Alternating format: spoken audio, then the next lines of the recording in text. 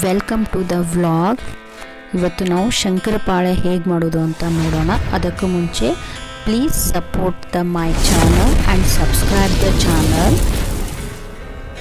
ಇವಾಗ ಬೇಕರಿ ಸ್ಟೈಲಲ್ಲಿ ಬೇಕರಿ ಥರನೇ ಸಣ್ಣ ಸಣ್ಣದಾಗಿರುವ ಶಂಕರಪಾಳೆನ ಮತ್ತು ಕ್ರಿಸ್ಪಿಯಾಗಿ ಪಳ್ಳಾಗಿರುವಂಥ ಶಂಕರಪಾಳೆ ಮಾಡೋದು ಹೇಗೆ ಅಂತ ನೋಡೋಣ.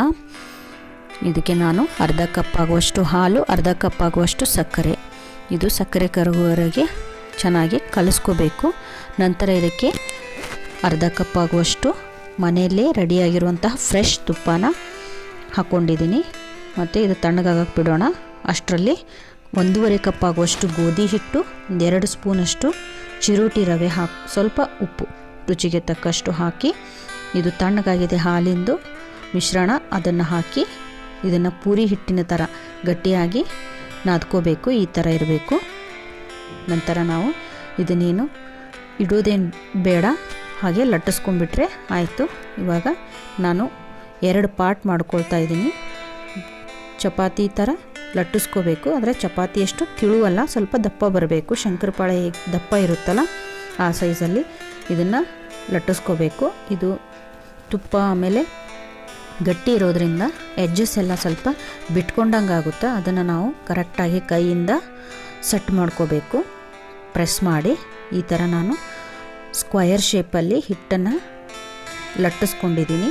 ಸ್ವಲ್ಪ ದಪ್ಪನೇ ಇದೆ. ಇವಾಗ ನಾನು ಒಂದು ಚಾಕುವಿನ ಸಹಾಯದಿಂದ ಸಣ್ಣ ಸಣ್ಣ ಪೀಸ್ಗಳಾಗಿ ಕಟ್ ಮಾಡ್ಕೊತಾ ಇದ್ದೀನಿ.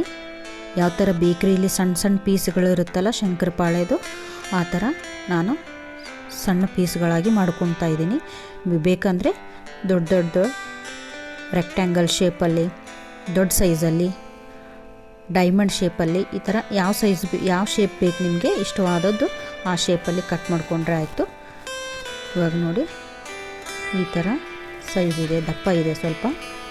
ಇಷ್ಟು ಕಟ್ ಮಾಡಿಕೊಂಡ್ರೆ ಆಯಿತು.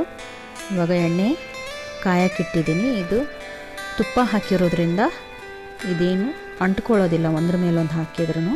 ಸೊ ನಾನು ಎಲ್ಲ ಇವಾಗ ರೆಡಿ ಮಾಡಿಕೊಂಡು ತೊಗೊಂಡಿದ್ದೀನಿ. ಎಣ್ಣೆ ಕಾಯ್ದಿದೆ.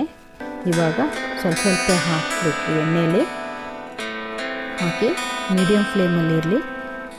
ಇದನ್ನು ಕೈ ಬಿಡದಂಗೆ ಚೆನ್ನಾಗಿ ಗೋಲ್ಡನ್ ಬ್ರೌನ್ ಬರೋವರೆಗೆ ಮೀಡಿಯಮ್ ಫ್ಲೇಮಲ್ಲಿ ಕರ್ಕೊಳ್ಬೇಕು. ನೋಡಿ ಈ ಥರ ಮೀಡಿಯಮ್ ಫ್ಲೇಮಲ್ಲಿ ಗೋಲ್ಡನ್ ಬ್ರೌನ್ ಬಂದಿದೆ. ಇವಾಗ ಗರಿ ಗರಿಯಾದ ಶಂಕರಪಾಳೆ ರೆಡಿಯಾಗಿದೆ. Thank you.